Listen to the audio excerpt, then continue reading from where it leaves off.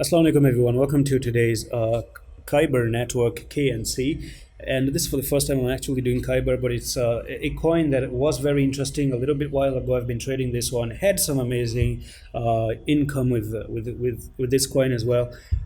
But now the issue is this. Okay, I'm actually going to remove every single thing, and let's go for the overview and let's talk about Chromium when it was launched. Okay, so back in the days, you make somewhat a double top here, bearish pattern, broke out the neckline, and then you came down, and then from here make a double bottom, came up, break out this neckline, and then you start to make a huge rally, break out this resistance as well, right over there, and this is where I actually made the movement up here to the $4.3. Okay, amazing. Now, ever since then, you actually then came down, and for maybe 1 year or 9 months, you've been moving sideways, and this is known as a parallel channel. So I did even talk about this one on my trading course, and this was something that I was telling people that this has to go to the upside, and it actually did. And from there to there, you're making parallel channel just like that on a weekly time frame, and you broke out after a very long time, and ever since you just went to the technical target. So what's the technical target out of it? You take the top to the bottom, and this is where you're breaking out. You were meant to actually always come up here to the 4.1, but you just got a little bit overextended, but you actually failed to hold the previous all-time high right over there.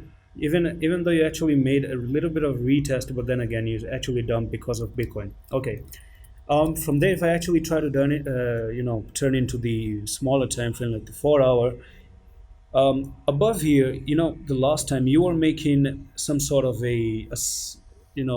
rising wedge. So this was a rising wedge probably. So what you see here, you went up like this, and from there you're going up like this, right? So rising wedge, broke to the downside, came down to the technical target, but you still even continue way more dumping to the downside. Okay, so that was the overview. Now what? Let's go back to the weekly. The weekly time frame is something that I just want to tell you, and for that one, let's search something known as bear flag, right? Bear flag, just like that. In here, you went to the downside, made a little bit of a pull, you broke the neckline, you're coming to the downside. If you don't know about bear flag, I'm just going to explain. When you're moving to the downside like this, and you make a sideways movement just like that, you're looking for the technical target from wherever you came from the top here to the bottom, and that's how much you're looking to actually dump further more. So from there to there, you're looking for this one, and you're looking for this to go down to the 0.617, and that's where you probably could be making a little bit of support down there. But that would be a really, really bad situation, because you really don't want to come down to lose this level, which is going to be the 0.774, because if you try to close below this level, you're looking for KNC to go way more down, and we're going to talk about that one in the future.